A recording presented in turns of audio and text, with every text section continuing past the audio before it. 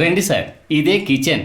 చూసారా, gas stove, 10 కిలోల rice ఒకేసారి వాచ్ చేయొచ్చు. సూపర్. ఇదిగో చూడండి, స్టీల్ షెల్ఫ్, ఎన్ని సామాన్లైనా అందులో సర్దేయచ్చు. ఇది కాక ఇంకో ముఖ్యమైన చోటు మీకు చూపిస్తాను. రండి రండి రండి. నేను ఎప్పుడు వేస్తా ఉండండి. మీరంతా వైదేహి ఫ్రెండ్స్ అమ్మా. కిటికీ తీస్తే గాలి బ్రహ్మాండంగా వస్తుంది.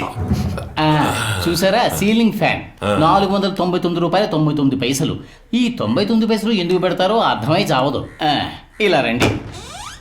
చూసారా, అటాచ్డ్ బాత్రూమ్.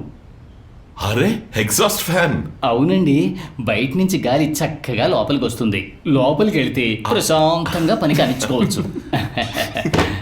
ఉన్నది ఒకే లైఫ్. డబ్బు చేర్చిపెట్టి ఏం ప్రయోజనం సార్? లావిష్గా ఖర్చు పెట్టి సంతోషంగా ఉంటారు. కరెక్ట్ గా చెప్పారు. ఏమంటారు మిస్టర్ కుమార్? అవును మిస్టర్ విన్సెంట్. సరే సార్, నేను బయలుదేరుతాను. కోడి మాంసం రెడీ. ఇంటికి వెళ్ళిపోతానంటే ఎలా? లంచ్ రెడీ అవుతోంది, భోంచేసే వెళ్ళాలి.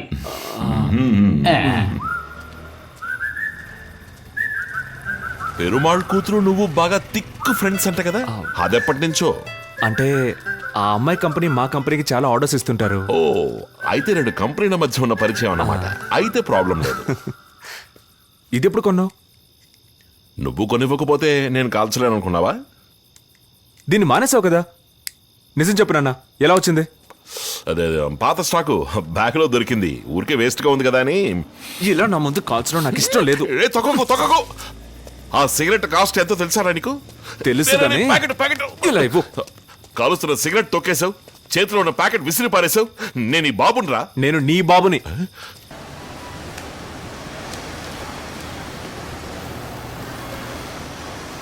లేట్ చేయకూడదు. Yeah sure sir.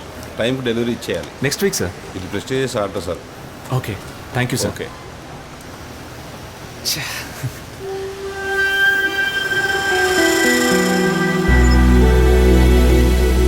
నాన్న, ఊరికే సరదాకి పెరుమాళ్ గారికి కంపెనీ ఇద్దామని.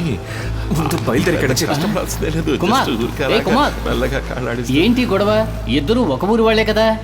ఇది తండ్రి కొడుకుల మధ్య ఉన్న సమస్య. వయసు అయిపోయిన కాలంలో ఎందుకేదంతా? మిస్టర్ కుమార్, తండ్రా కొడుకు. రే ఆగరా. నాకేమంత పెద్ద వయసు అయిపోలేదు. నువ్వు నా దగ్గర ఎన్ని విషయాలు దాచిపెట్టావు, నేను అలాగే ఈ విషయం నీ దగ్గర దాచిపెట్టాను. దాని దీనికి సరిపోయింది. నీకు ఇష్టం లేకపోతే నేను మానేస్తాను రా. ఇవాళే మానేస్తాను. ఇప్పుడు నాకున్న ఒకే ఒక అలవాటు సిగరెట్ మాత్రమే. కనీసం అదైనా నా సొంత డబ్బులతో సంపాదించుకుందామని.